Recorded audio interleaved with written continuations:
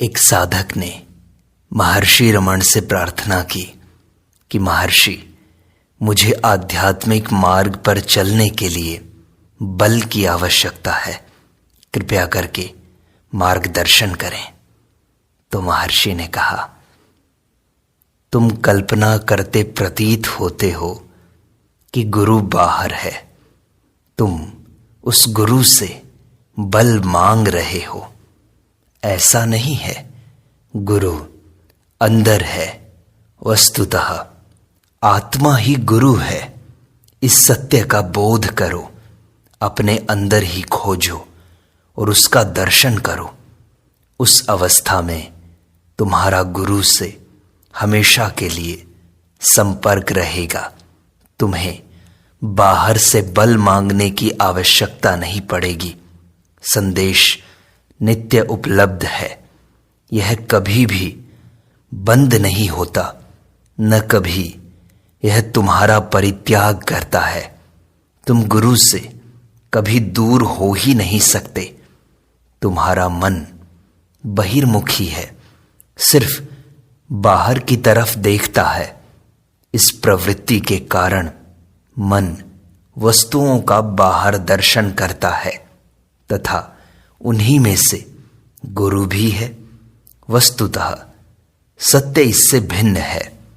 गुरु आत्मा है। मन को अंतर्मुखी बनाते ही सर्व वस्तुओं का तुम्हें अंदर ही दर्शन होगा।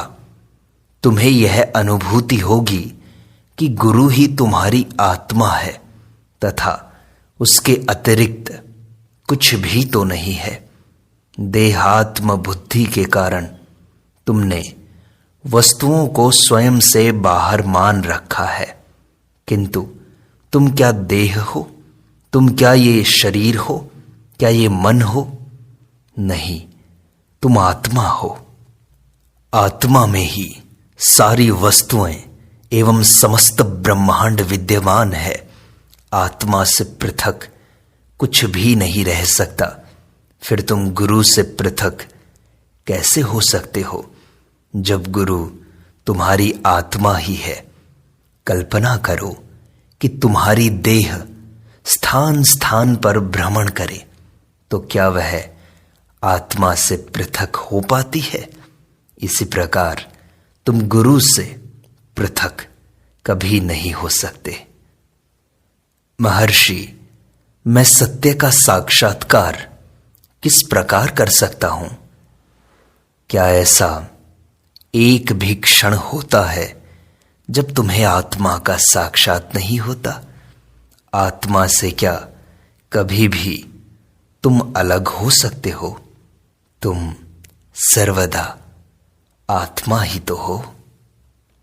महर्षि, मैं प्रतिदिन के कार्य करते हुए आध्यात्मिक जीवन कैसे जी सकता हूं? यह उत्तम है।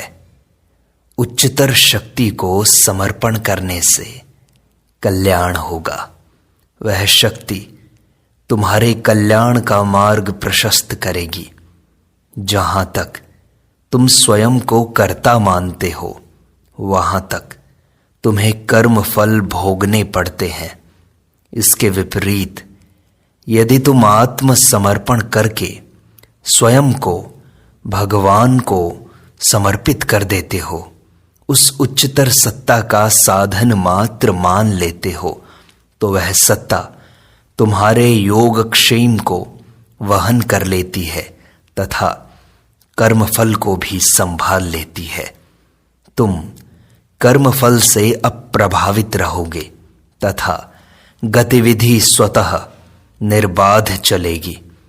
तुम सत्ता को स्वीकार करो या नहीं, जगत के विधान में कोई परिवर्तन नहीं होता। प्रश्न दृष्टिकोण परिवर्तन का है। रेलगाड़ी में यात्रा करते हुए भार को सिर पर धारण करने से क्या प्रयोजन है? रेलगाड़ी तुम्हें तथा तुम्हारे भार दोनों को ही वहन करके ले जाएगी, चाहे भार तुम्हारे सिर पर रखा हो अथवा रेलगाड़ी के फर्श पर। भार को सिर पर लाद कर तुम रेलगाड़ी का बोझ हल्का नहीं करते, अपितु स्वयं को ही अनावश्यक क्लांति देते हो। संसार में मानवों के कर्तव्य बोध को इसी प्रकार जानो। महर्षि, मैं 20 वर्षों से दर्शन तथा गहरे आध्यात्मिक ज्ञान में रुचि रख रहा हूं, किंतु मुझे अन्य व्यक्तियों की भांति कोई विचित्र अनुभव नहीं हुआ। मुझ में दिव्य दृष्टि, दिव्य श्रवण का अनुभव करने या कराने की क्षमता नहीं है। मैं स्वयं को वर्तमान देह में निबद्ध मात्र अनुभव करता हूं। तब महर्षि ने कहा, ठीक है, सत्य एक है तथा वह आत्मा है। शेष समस्त दृश्य आत्मा के अंतर्गत, आत्मा के अधीन तथा आत्मा से ही पैदा हुआ है। दृष्टा, दृश्य तथा दृष्टि सभी आत्मा है। क्या आत्मा से पृथक रह कोई कुछ भी दर्शन श्रवण करने में समर्थ है? किसी व्यक्ति के समीप रहकर देखने सुनने में अथवा बहुत दूर से देखने सुनने में क्या अंतर है? दोनों ही अवस्थाओं में दर्शन तथा श्रवण की इंद्रियों की एवं मन की आवश्यकता है। बिना इन इंद्रियों के व मन के दोनों ही अवस्थाओं में अनुभव संभव नहीं है। इंद्रियों की अधीनता उभय स्थितियों में सिद्ध है। फिर अदृश्य दर्शन या अदृश्य श्रवण करने कराने की शक्ति का मोह क्यों पैदा होता है? तुम यह भी जान लो कि जो वस्तु अर्जित की जाएगी वह कुछ काल के बाद परित्याग भी करनी होगी। वे सब स्थायी नहीं हो सकती। स्थायी वस्तु है सत्य और यह आत्मा। तुम कहते हो मैं हूं, मैं जा रहा हूं, मैं बोल रहा हूं, मैं कार्य कर रहा हूं इत्यादि। इन सब कथनों में मैं हूं को जोड़ दो तथा जो बचा मैं हूं, यही निरंतर तथा मूलभूत सत्य है। इस सत्य का उपदेश ईश्वर ने मूसा को प्रदान किया था। मैं हूं, यही मैं हूं। I am that I am. निश्चल हो जाओ तथा जानो कि मैं ईश्वर हूं। इस प्रकार मैं हूं, यही ईश्वर बन जाएगा। तुम्हें ज्ञात है कि तुम हो, ऐसा कोई क्षण नहीं जब तुम अपना अस्तित्व नकार सको। स्वयं के अस्तित्व का निषेध करने के लिए भी तुम्हारा सत्तावान होना आवश्यक है। इस शुद्ध सत्ता का बोध मन निश्चल करने से ही होता है। मन व्यक्ति की बाह्य प्रवृत्ति शक्ति है। इस शक्ति को अंतर्मुखी करने से यह निश्चल हो जाती है तथा कालांतर में मैं हूं, यही अवशिष्ट रह जाता है। मैं हूं, यही संपूर्ण सत्य है। महर्षि, सद्विद्या क्या है? सत चित्त है। इसी प्रकार चित्त भी सत है। जो है वह एक ही है। अन्यथा जगत का ज्ञान तथा स्वयं का ज्ञान होना असंभव होगा। यह सत्ता तथा ज्ञान दोनों का वाचक है। वस्तुतः दोनों एक ही वस्तु है। ऐसा न होकर यदि सत केवल सत होगा, चित नहीं, तो ऐसा सत जड़ होता है। इस सत के ज्ञान हेतु अन्य चित्त की आवश्यकता होगी। ऐसे ही चित्त सत से पृथक होने पर चित्त का अस्तित्व संभव नहीं, तथापि इसका अस्तित्व आवश्यक है। अब यदि चित्त को सत माने तो चूंकि सत जड़ है, अतः चित्त भी जड़ हुआ, जो कथन निरर्थक है। फिर उस चित्त के ज्ञान हेतु एक और चित्त की आवश्यकता हुई तो कथन पुनः निरर्थक हुआ। आशय यह हुआ कि सत और चित्त एक ही हैं। महर्षि, मैं कई वर्षों से योगाभ्यास कर रहा हूं। इसका उपयोग स्वार्थ के लिए होता है या जगत के कल्याण के लिए? योगाभ्यास से क्या लाभ है? कृपया करके मार्गदर्शन कीजिए। योग से आशय है दो वस्तुओं का जोड़। वे वस्तुएं क्या हैं? अनुसंधान करो, खोजो। उपयोग अथवा लाभ किसी केंद्र के संदर्भ में होता है। वह केंद्र क्या है? खोज करो। महर्षि, क्या जाति भेद उचित है? यह भेद कौन करता है? खोज का विषय यह है। महर्षि, हमेशा सद्बुद्धि में, अच्छी बुद्धि में रहने के साधन क्या है? समस्त प्राणियों को समीपस्थ वातावरण का भान होता है, अतः सब में बुद्धि तत्व का अनुमान किया जाना उचित है। साथ ही मनुष्य तथा अन्य जीवों के बुद्धि तत्व में अंतर भी है, क्योंकि मनुष्य न केवल जगत को यथावत देखता है तथा तदनुसार कार्य करता है, अपितु अपनी इच्छा पूर्ति करता है और यथास्थिति से संतुष्ट होकर नहीं रह जाता। इच्छा पूर्ति के लिए वह अपनी दृष्टि बड़ी बनाता है, तथापि वह असंतुष्ट रह जाता है। तब मनुष्य विचार एवं तर्क का सहारा लेता है। स्थायी आनंद तथा शांति की आकांक्षा उसके स्वभाव के स्थायित्व की ओर इंगित करती है।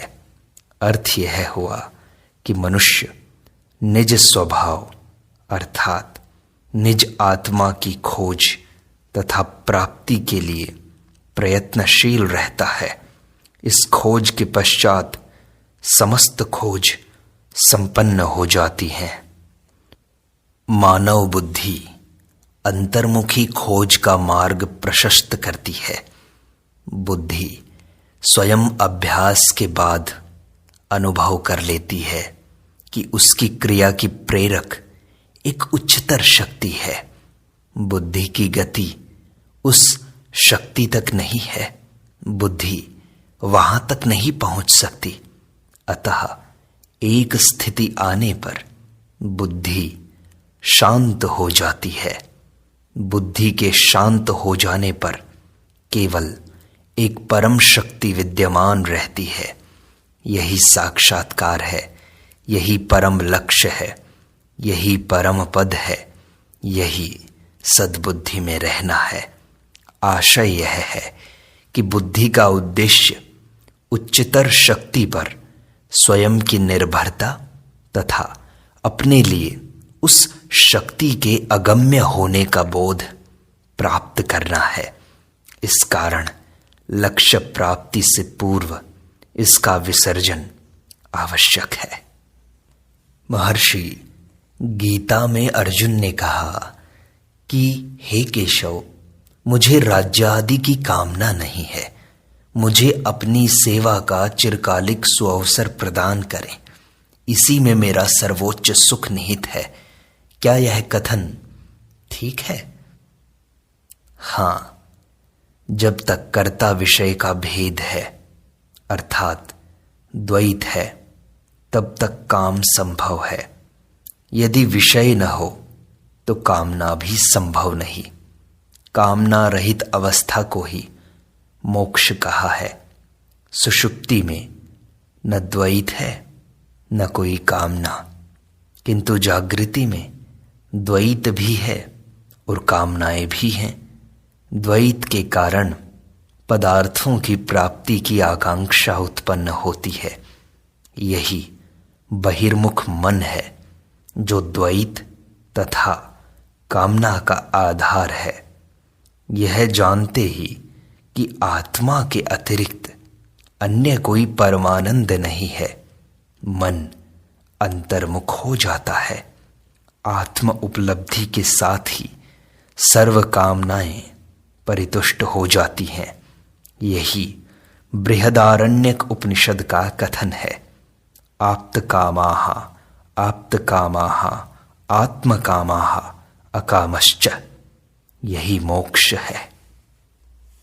महर्षि, मेरा सद्बुद्धि से आशय है कि उत्कृष्ट सन्मार्ग पर आरूढ़ बुद्धि मेरी आकांक्षा इस दृढ़ता का साधन जानने की थी।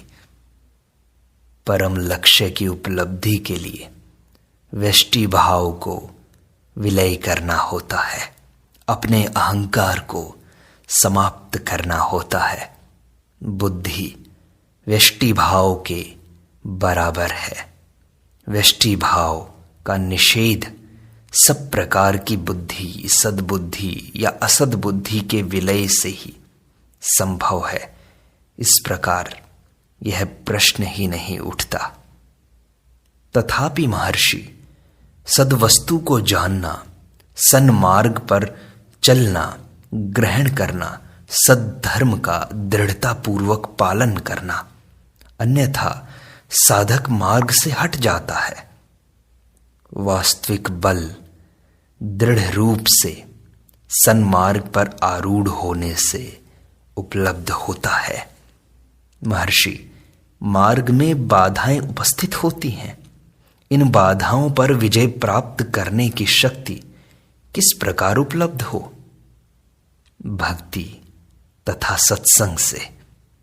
तो महर्षि, मोक्ष हेतु अभी व्यष्टि भाव का लय आवश्यक बताया गया। अब भक्ति तथा सत्संग का निरूपण किया जा रहा है। क्या इन साधनों में व्यष्टि भाव नहीं होता? जब मैं भक्ति करूंगा या सत्संग करूंगा तो मेरा भाव तो यही रहेगा कि मैं भक्त हूं, अब मैं सत्संग सुन रहा हूं। इसको कैसे ठीक करें? यह मार्ग साधक के निमित्त निरूपित किया गया है। निश्चय ही साधक ने अभी तक व्यष्टि भाव का विसर्जन नहीं किया है, अन्यथा प्रश्न उत्पन्न ही नहीं होता। साधक के व्यष्टि भाव के विलय हेतु मार्ग प्रशस्त किया गया है। इस प्रकार निरूपण उपयुक्त है। तो महर्षि, क्या स्वराज्य की आकांक्षा उचित है? निसंदेह यह आकांक्षा स्वार्थ से ही प्रारंभ होती है, तथापि लक्ष्य हेतु व्यवहारिक कार्य क्रमशः दृष्टि को विशद बना देता है और व्यक्ति को समग्र देश में विलीन कर देता है। इस प्रकार व्यष्टि विलय वांछनीय है तथा संबंधित कर्म निष्काम कर्म हो जाता है। महर्षि, क्या ज्ञानी व्यक्ति में पाप करने का सामर्थ्य है अथवा उसके द्वारा पाप होने की कोई संभावना है? अज्ञानी ज्ञानी को देखकर उसे उसकी देह रूप में मान बैठता है। आत्मज्ञान न होने से वह देहात्म बुद्धि से ग्रस्त है तथा इस भ्रांति को ज्ञानी की अवस्था में भी देखता है। इस कारण ज्ञानी को भौतिक शरीर मान लिया जाता है। दूसरे अज्ञानी कर्ता न होते हुए भी स्वयं को कर्ता मान बैठता है तथा निज देह कृत कर्मों को स्वयं कृत समझता है। अतः वह ज्ञानी के शरीर को क्रियाशील देखकर उसको भी उसी प्रकार कर्मरत मान लेता है, किंतु ज्ञानी सत्य से परिचित होता है तथा भ्रांत नहीं होता। अज्ञानी ज्ञानी की अवस्था का निर्णय करने में असमर्थ है। अज्ञानी ज्ञानी की स्थिति को नहीं सोच सकता, अतः अज्ञानी ही संदेह से ग्रस्त होता है। ज्ञानी को कभी भी संदेह नहीं होता। वह करता हो तो कर्म के गुण दोष का निर्णय भी करे, पर अब वह करता नहीं है। ज्ञानी कभी करता नहीं होता, आत्मा कभी करता नहीं होती। करता कौन है, इसका अनुसंधान करते ही जान लोगे कि आत्मा क्या है। महर्षि, कर्मों में अद्वैत संभव नहीं है। इसी हेतु प्रश्न उठता है कि द्वैत तो रहता ही है, इसे किस प्रकार देखें। किंतु अद्वैत आवश्यक है। कर्म का निर्देश साधक हेतु आत्म उपलब्ध पुरुषों के लिए नहीं है, वह केवल साधक के लिए है, आत्मज्ञानी पुरुषों के लिए नहीं।